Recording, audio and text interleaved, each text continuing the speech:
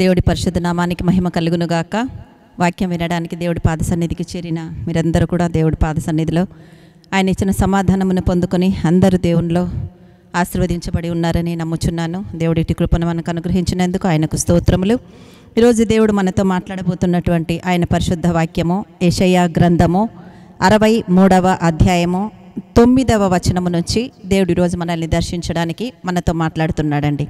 వారి యావత్ బాధలో ఆయన బాధ నొందెను, ఆయన సన్నిధి దూత వారిని రక్షించెను. ప్రేమ చేతను తాలిమి చేతను వారిని విమోచించెను.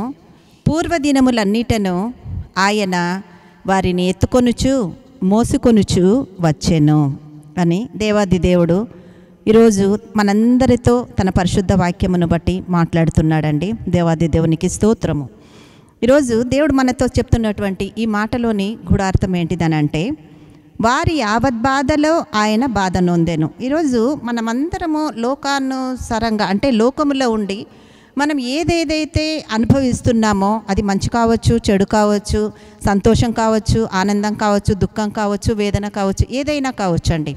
కానీ ఈరోజు ఏది మనం బాధ అని అనుకో, సంతోషంలో సామాన్యంగా దేవుడిని మనం మహిమపరచడానికి ఆయన యుద్ధకు రాము. కానీ దేవుడు ఇచ్చినటువంటి తన వాగ్దానము ద్వారా దేవుడు మనల్ని మహిమపరుస్తూ ముందుకు నడిపిస్తుండగా ఆ దేవుడు అంటున్నాడు, వారి యావత్ బాధలో ఆయన బాధ పొందెను.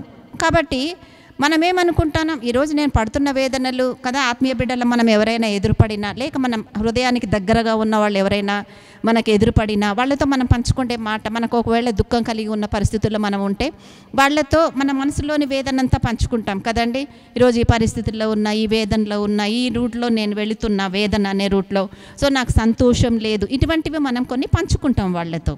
అదే దేవుడు అంటున్నాడు, వారి యావత్ బాధలో నేను బాధ పొంది ఆయన బాధ పొంది ఉన్నాడని మొదటి మాటగా మనం గ్రహించాలండి. అంటే ఈరోజు నాకున్న ప్రతి సమస్య, నేను వెళుతున్న ప్రతి మార్గము గుండా, అంటే కష్ట మార్గము గుండా, ఒక కీడు నుంచో, అస్వస్థత నుంచో, అప్పుల భారము నుంచో, ఆర్థిక సమస్యల నుంచో, ఏదేదైనప్పటికీ కూడా మనం ఏమనుకుంటున్నాం, నేనే బాధపడుతున్నా, నా జీవితంలోనే ఉంది, నాకే ఎందుకు ఇన్ని కష్టాలు, ఎందుకు దేవుడు నాకే ఇస్తాడో అని మనం అనుకుంటూ ముందుకు వెళుతూ బాధల్లో ఉండి మనం అనుకుంటూ ఉంటామండి.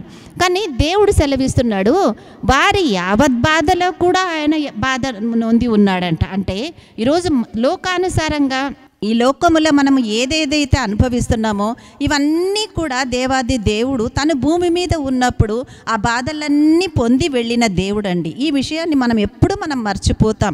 మన దేవుడు మనకు సహాయం చేస్తున్నాడు అంటే ఆయనకున్న కెపాసిటీ ఏంటి, ఆయనలో ఉన్న క్వాలిటీ ఏంటి, ఆయనకున్న శక్తి ఏంటి, ఆయనకున్న సామర్థ్యం ఏంటి, అసలు ఎందుకు మన పట్ల ఇంత గొప్ప ఆశీర్వాదాలు ఇస్తున్నాడు, ఇంత నెమ్మదిని ఇస్తున్నాడు అని ఒక్కసారైనా మనం తెలుసుకోగలిగితే మనం ఎంతో ధన్యులమై ఉంటామండి. ఎందుకంటే మనల్ని రక్షించిన దేవుడు, మన కొరకు ప్రాణం పెట్టిన దేవుడు, మన సమస్త బాధను ఆయన ఇహలోకపరముగా శరీరముతో అనుభవించి వాటన్నిటిలో తండ్రికి నమ్మకముగా ఆయన జీవించి విజయమును పొంది ఆ పునరుత్థాన విజయమును ఈరోజు మనకు దేవుడు ఇచ్చి ఆయన మీరు ధైర్యంగా ఉండండి అని బలపరిచి వెళ్ళాడండి. ఈ విషయాన్ని మనం మర్చిపోతాం.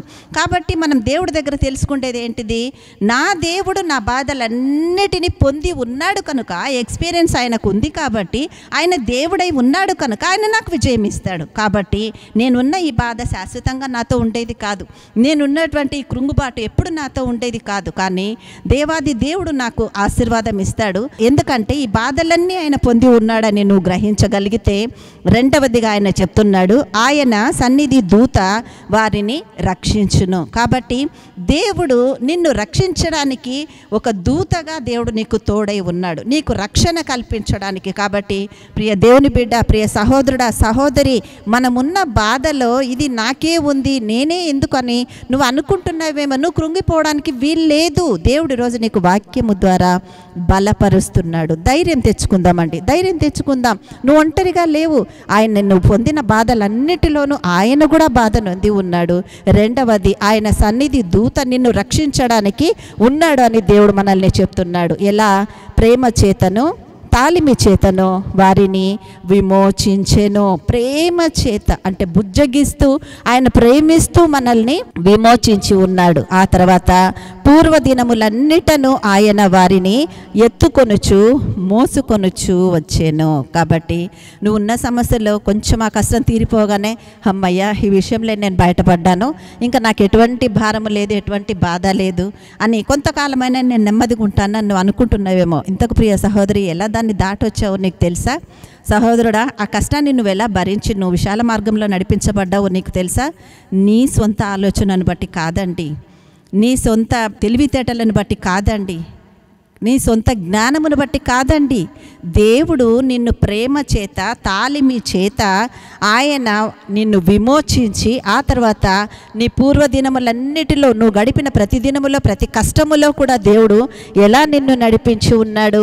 ఆయన వారిని ఎత్తుకొనుచు మోసుకొనుచు వచ్చి ఉన్నాడు. కాబట్టి వాటన్నిటిలో నుంచి నువ్వు దాటి వచ్చావు. ఆ దాటించిన దేవుడు ఈరోజు తిరిగి నీతో మాట్లాడుతూ ఆయన చెప్తున్నాడు, నీ యావత్ బాధలో కూడా నేను బాధ నొంది ఉన్నాను, నా సన్నిధి దూత నిన్ను రక్షించును, ఆ తర్వాత ప్రేమ చేత తాలిమి చేతను వారిని విమోచించను అని సెలవిచ్చి పూర్వదినములన్నిటినూ ఆయన వారిని ఎత్తుకొనుచు మోసుకొనుచు వచ్చాడు. నిన్ను కూడా ఎత్తుకొని ఉన్నాడు దేవుని బిడ్డ.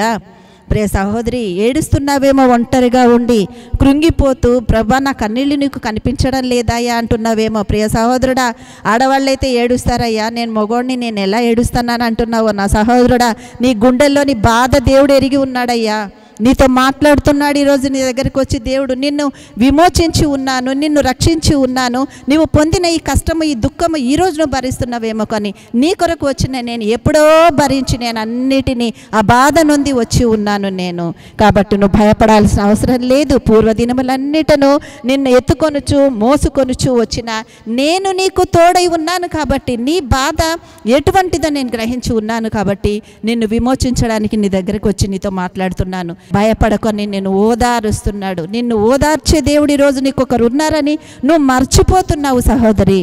నిన్ను విడిపించడానికి ఆ సర్వోన్నతుడు ప్రాణమిచ్చి నీ కొరకు నిలిచి ఉన్నాడని నువ్వు ఒక క్షణమాత్రమును నువ్వు మర్చిపోతున్నావేమో. దేవుడు ఈరోజు నీకు జవాబిస్తున్నాడు.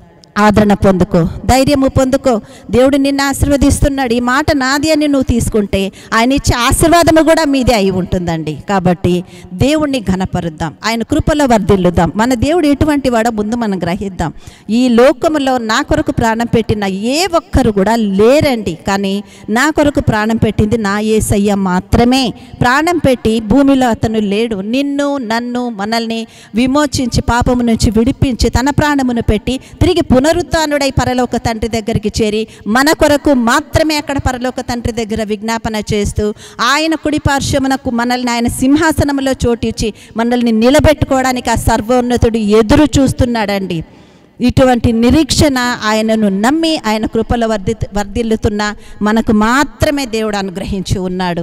కాబట్టి ధైర్యంగా ఉందాం. లోకమును జయించిన విజయమే నీ విశ్వాసం అయి ఉంటే నువ్వు అన్నిటిలో విజయాన్ని పొందుకుంటావని దేవుడు ఈరోజు నీతో మాట్లాడుతున్నాడు. అందుకే యోహాను సువార్త 16వ అధ్యాయం 33వ వచనంలో దేవుడు ఏమంటున్నాడు? లోకములో మీకు శ్రమ కలుగుతుంది, అయినను ధైర్యము తెచ్చుకొనుడి. శ్రమలు ఎక్కడి నుంచి వస్తాయి? శరీరముతో ఉన్నవారికి మాత్రమే శ్రమలు వస్తుంది. ఆ శరీరముతో ఉన్నవారు ఎక్కడ ఉన్నారు? లోకములో, భూమి మీద ఉన్నారు. మరి ఆ భూమి మీద ఉన్నవారికి శ్రమలు వచ్చినప్పుడు నువ్వు ధైర్యం తెచ్చుకో. ఎందుకు? నీ కొరకు మరణించి తిరిగి లేచిన పునరుత్థానుడైన యేసుక్రీస్తు నీతో ఉన్నప్పుడు నీవు ధైర్యము తెచ్చుకొని నిలబడి, ఇదిగో ఇప్పుడు ఇచ్చిన ఈ వాగ్దానంను నువ్వు జ్ఞాపకం చేసుకుంటే, నేను పడ్డ బాధలన్నీ నా యేసయ్య నా కొరకు ముందుగానే ఈ భూమి మీద బాధ నొంది ఉన్నాడు. సో ఆ ఎక్స్పీరియన్స్ ఆయనకు ఉంది. దాంట్లో విడిపించే దేవుడు నాకు తోడై ఉన్నాడని నువ్వు నమ్మగలిగితే నిన్ను ఎత్తుకుంటూ నిన్ను మోసుకుంటూ నడుస్తున్న దేవుడు నిన్ను విడిపించి నీ కొరకు తన సన్నిధి దూతలతో నిన్ను రక్షించి నడిపిస్తానని దేవుడు ఈరోజు నీతో మాట్లాడుతున్నాడు. కాబట్టి భయపడకు దేవుని బిడ్డ, భయపడకు. దేవుడు ఈరోజు వాక్యాన్ని పట్టుకొని వచ్చి నీ గుమ్మం దగ్గర నిలిచి నీ ఇంటిలోనికి వచ్చి నీకే ఇస్తున్నాడు. దేవుడు ఆదరణ పొందుకొని ఆయన మహిమపరచు. కృంగిపోకు. ఈ రోజు నుంచి దేవుడు నిన్ను ఘనపరచి ముందుకు నడిపించబోతున్నాడు. దేవాది దేవుడి కృప నీకు తోడై ఉంది. ఆయన సన్నిధి కాంతి నీ మీద ప్రకాశింపచేస్తున్నాడు. ఈరోజు నీతి సూర్యుడు నీలోనే ఉదయించి ఉన్నాడు. ధైర్యము తెచ్చుకొని ఆయన రెక్కలు నీకు ఆరోగ్యము కలుగజేస్తుందని సెలవిచ్చిన మాట ప్రకారం ధైర్యం తెచ్చుకొని ఆ పరిశుద్ధుని, ఆ పరలోక తండ్రిని మనం మహిమపరుద్దాం. ఇటు కృప ఈ వాక్యము ద్వారా దేవుడు మనకందరికీ అనుగ్రహించి ముందుకు నడిపించునుగాక. Amen, amen, amen.